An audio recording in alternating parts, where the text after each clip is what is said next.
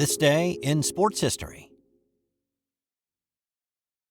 Hey, I'm golf broadcaster Matt Adams. The updated and expanded second edition of my book, The Golf Round I'll Never Forget, Golf's Biggest Stars Recall Their Finest Moments, is now available. Readers can expect to march with Arnie's Army at the 1960 U.S. Open, relive Jack Nicklaus's remarkable 1986 Masters win, and be amazed by the Tiger Slam. The Golf Round I'll Never Forget, Golf's Biggest Stars Recall Their Finest Moments. Pick it up where fine books are sold, including BarnesandNoble.com and Amazon.com. Welcome back to This Day in Sports History, a member of the Sports History Network. A cornucopia of podcasts awaits at sportshistorynetwork.com. It's October 19th, and on this day in 1987, Billy Martin was hired to be the manager of the New York Yankees. Again. Oil and water, toothpaste and orange juice, Mondays and Garfield, Roadrunner and Wile E. Coyote. Just a few examples of things that just don't go together. They don't get along, and it's best to keep them apart. Well, in sports, the equivalent may just be Billy Martin and George Steinbrenner. Martin had a pretty fiery temper, and he was the orange juice to a lot of people's toothpaste. He got in fights with his own players, reporters, bartenders. The first time he was let go from the New York Yankees was in 1978, after he said Reggie Jackson and Steinbrenner deserved each other. One is a born liar, the other is a convict. He was rehired in the middle of 1979. He was fired after the 79 season after getting in a fight with a marshmallow salesman. He was rehired at the start of 1983 and then fired in December of 83. He was brought back in 85, and then after he got into a fight with Ed Whitson, one of his own players, he was fired again. It had become comical even before today, but when Steinbrenner announced that he was bringing Billy Martin back on this day, it had now turned into the theater of the absurd. This was the 14th managerial move by Steinbrenner in 15 years. The previous manager, Lou Piniella, was not fired. He was simply moved up the ladder to general manager to open up the position. So, was this finally the time it worked out? Everybody decided to get along and talk through their differences, holster their anger, and find some common ground? No.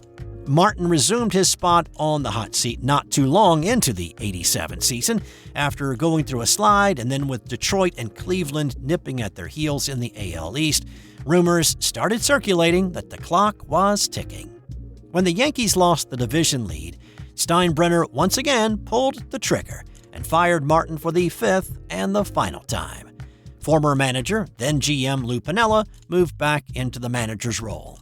Actually, there were rumors that Martin was willing to come back for a sixth time in the 1990 season, but that never materialized. Unfortunately, Martin died in a car accident on Christmas Day, 1989.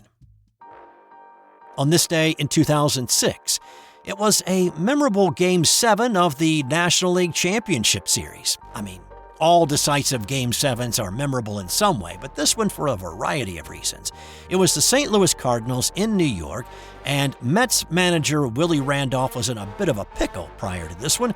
Usually in a Game 7, you're going to throw out your ace or your number 2 pitcher. But Randolph's ace, Pedro Martinez, was not available. Number 2, Steve Traxel, was injured, so he rolled the dice, and he went with Oliver Perez. Perez had been the winner of Game 4, but he had been below par in the regular season, and that's kind of putting it lightly. His 3-13 record with a 6.55 ERA were the worst numbers for a Game 7 starter in the history of the game. But he decided to ride the hot hand, and it actually worked out. Perez pitched a solid 6 innings, giving up 1 earned run on 4 hits. Perez did get a little bit of help from his left fielder, Endy Chavez, in the bottom of the 6th inning. Scott Rowland got all of a Perez pitch, and the ball was headed over the left field wall, but Chavez climbed the ladder to make a home run robbing catch, and then he fired the ball back to first to double up Jim Edmonds to end the inning and the Cardinal threat.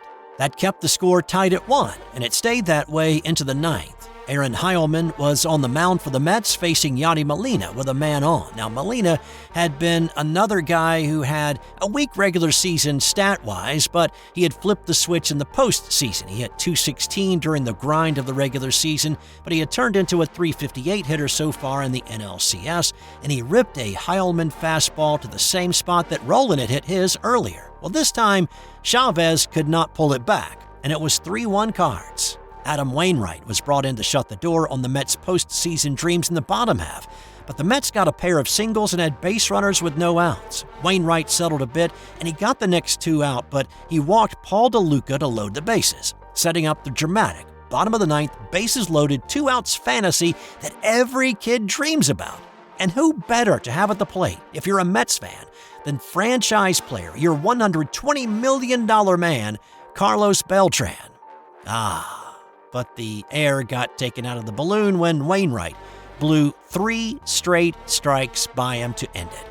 Beltran never even took a cut, never took the bat off his shoulder. That was indicative of how the meat of the Mets order performed in this game, though. Their 1 through 6 hitters were an anemic 2 for 21 from the plate in Game 7. St. Louis went on to win the World Series over the Detroit Tigers in 5 games. And on this day in 1981, it was one of those oh-so-close moments for the Montreal Expos that instead turned into the Monday Blues. It was the National League Championship Series between the Spos and the LA Dodgers. This was Game 5 of the best-of-5 series.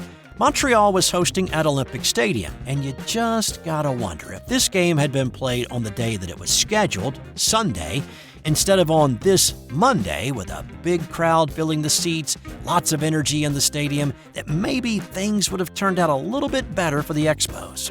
But snow and cold weather forced the postponement on Sunday, and so when the first pitch was thrown in this one on Monday, the stadium was only about half full for this afternoon game. Add to that, it was drizzling rain with a temp of only 41, and you can see now why people didn't show up. Montreal put a run on the board in the first, LA tied it up in the 5th. The Expos brought in their closer, Steve Rogers, in the 9th, but Captain America... wait a second. That doesn't quite fit since he's pitching for a Canadian team. Okay, so Rogers had a chance to be Captain Canada in this one. He got the first 2 outs, but when he threw a fat pitch with a 3-1 count to Rick Monday decided to park it beyond the outfield wall to give the Dodgers a 2-1 lead. LA's Fernando Valenzuela was trying to close out a complete game in the bottom half, but after giving up a pair of 2-out walks, he was replaced by reliever Bob Welch. Welch got the final out, and LA advanced to the World Series to play the Yankees again. For the Expos, it was the last time they would play in the postseason. They would have been there in '94, but their postseason dreams that year were wiped out by the strike. It would be 31 years before the franchise, now known as the Washington Nationals, would make it back to the postseason. And time now for the nothing to do with sports fun fact. Albert Einstein was a pretty smart dude, but he did have an issue with impulse control. He was known to pick up live grasshoppers off the ground and eat them to freak out his friends. That's all I've got for you today. Thanks for stopping by. I'll be back tomorrow with more This Day in Sports History.